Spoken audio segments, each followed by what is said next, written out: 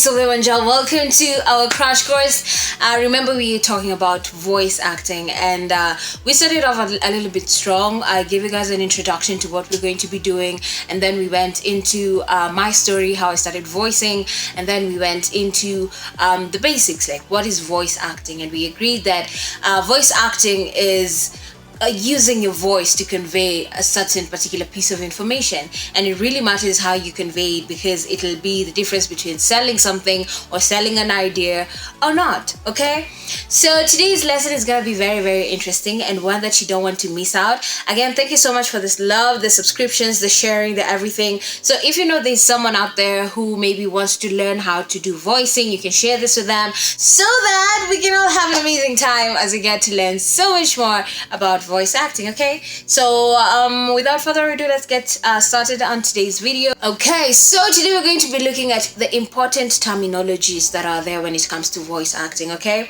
and I know this is something that most people will overlook or think, oh, it's not that important, I don't need to focus on it. But here's the thing, you really need to focus on it so that you can understand. Okay, and what exactly are we trying to understand here? Maybe let's say you are good at voicing, you have hacked voicing, and then you go into a space whereby we have people who are professionals and are actually voicing. So there's some terms that you will hear, and if you don't know what they mean, they will think you're not a professional or they will not take you seriously. So let's get started at some of those terms that you need to know so that they can help you in your career as you take on voice acting. Okay, so we're going to start off strong, and we're going to start off with one particular term that most people have not heard, especially if you are into voice acting. You've not heard it a lot, but it's a very common term. It's known as ADR. Okay, that means automated dialogue replacement. Sometimes when you're shooting a movie, or sometimes when a scene is happening, things can happen on set that cause a lot of noise, or sometimes these equipments might fail to work. Okay, and you need a clearer voice so that your movie can be, up top. So this is a recording or a re-recording that is done outside of set, that is then synced to the original video that was shot, so that to make sure it's more clear. So this is done maybe in a studio where it's acoustically treated so that the voice can be crisp. Okay, we're going to go to the next term, that is articulation. Articulation is how you say your words, like the way I'm talking to you right now, how I articulate my words.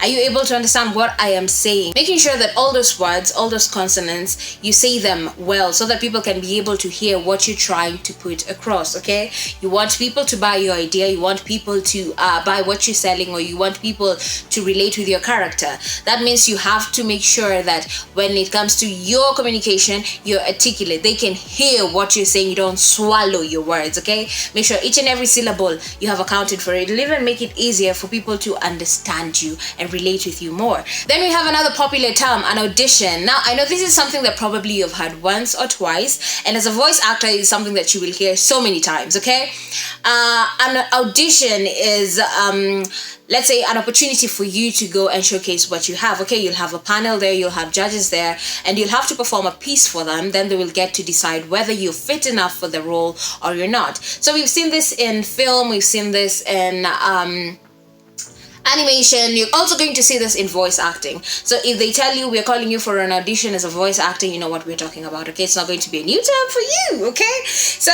let's get to the other thing. Breathy is a word in voicing. So when we talk about being breathy, is when you're communicating and there's a lot of breathing, and people are like, hold up, just take it easy, catch your breath.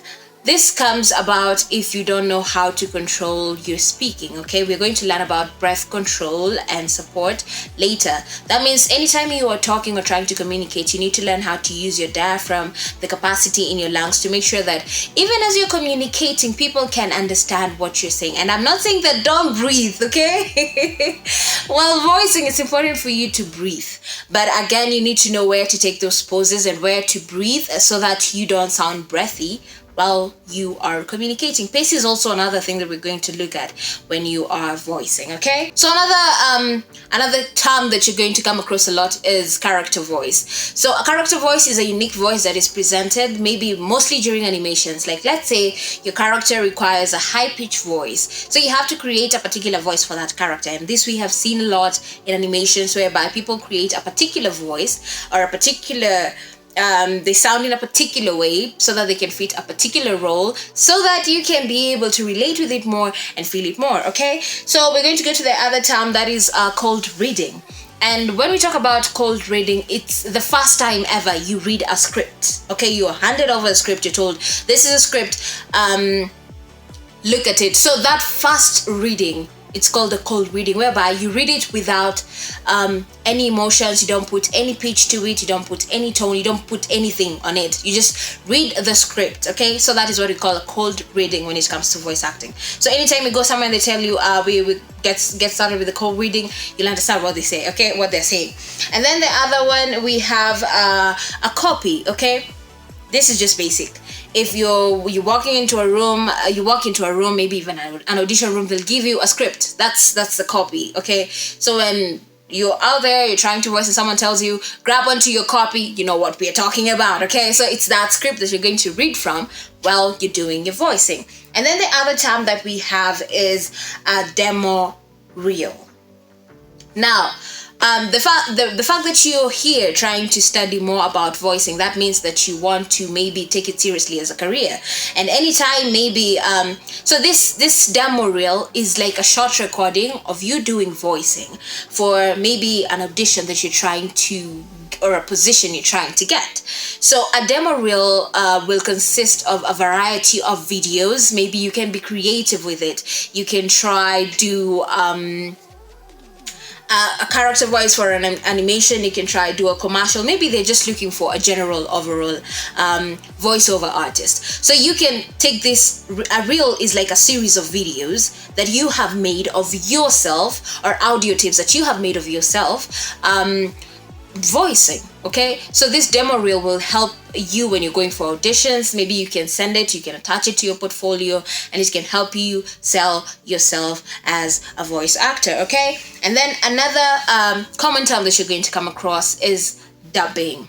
Yeah, dubbing is another common term. So dubbing refers to I'm pretty sure you have seen this, especially in the Kenyan scene, whereby we have a movie that has maybe been acted in English, and then all of a sudden you watch it in a local language, and you're like, I'm pretty sure these people didn't speak this. So yeah, that's what we call dubbing, whereby we have these voiceover actors watch the movie, internalize it, and then they're given maybe a script with the language that it's supposed to be integrated into, and then they read it, like they do the voicing. Okay, they voice what the character is saying, and then through editing and all that, it is joined. So that's what we call dubbing, and I'm pretty sure you have come across the term, especially if you are a movie lover. So yeah, that is dubbing. You're going to come across it a lot, and most people, especially the voiceover actors in Kenya, are doing good in that field. So yeah, that's another thing.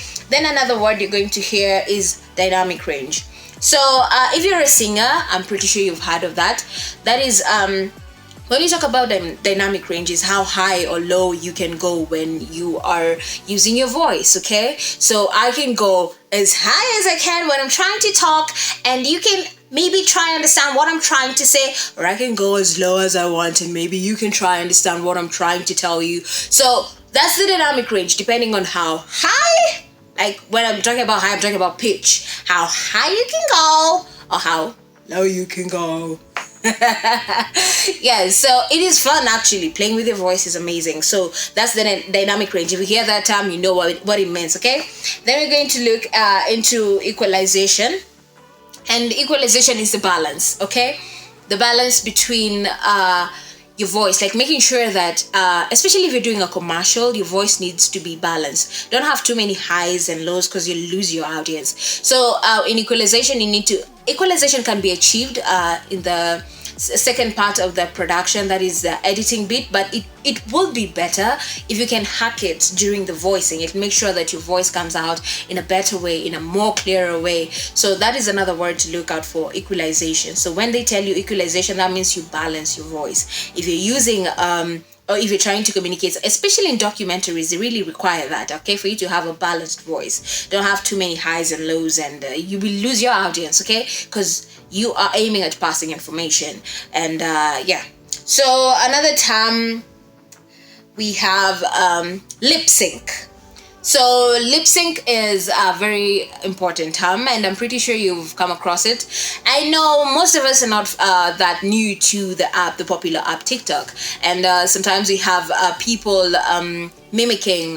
Can we call it mimicry? They redo a voice. Okay, they what they do over a voice, like they pretend they're the ones who are speaking behind that is what we call lip syncing.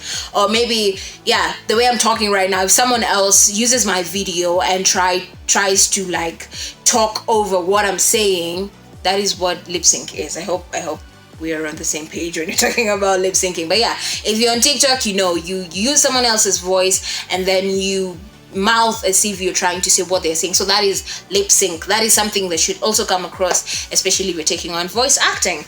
And then another one we have is mic technique that we're going to learn later. And mic technique is how do you place your mic, the measurements to know where to place your mic anytime you're trying to communicate or to pass across information. So that is something that we also look at later.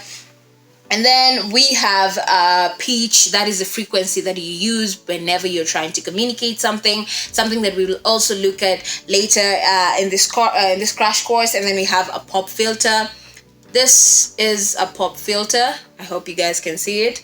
And sometimes you can use, there's that cushion that is there on microphones to make sure that anytime you're saying this p and b sounds, there's it comes with a lot of force or pressure, so it gives that sound that is not very pleasant to listen to. So this pop filter, that's why I'm using it. It helps to filter out that and sound to make sure that whatever I'm trying to say, it's not noisy. That I make sure that it helps filter that pop anytime you're saying the letters p and b.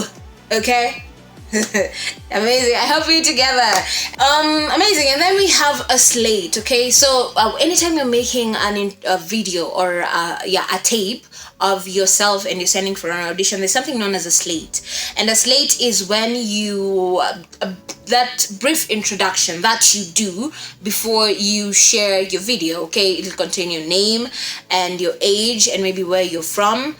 Just make sure it's not too long, okay? But that's the slate. So if you come across an audition and it asks you for a slate together with the recording or the demo reels, you know what that means, okay? And then we have tempo. Tempo is the pace that you read your script in. And tempo is very important, okay? I remember as I started out, I used to do it really fast. And sometimes, let's give an example. If you're doing a commercial, you need to make sure the pace is at least the tempo is a bit moderate so that people can be able to understand what you're saying. And I think naturally, I am a fast talker. I really talk fast a lot in so many occasions. And that's something I had to learn, that we have different paces depending on the type of voicing that you're doing. And remember, we talked about the different types of voicing, so that is something that you should be on the lookout for. Okay, so another important term that you'll come across is voice over. Okay, and I saved the best for last. So voiceover is something that you'll come across a lot, and if you I don't know, if you're a fan of movies and maybe read their scripts, you will see that a lot. Okay, a place where it's written VO, so that means we'll hear a voice without a face to it. Okay, so a voiceover is a voice a voice used to convey information.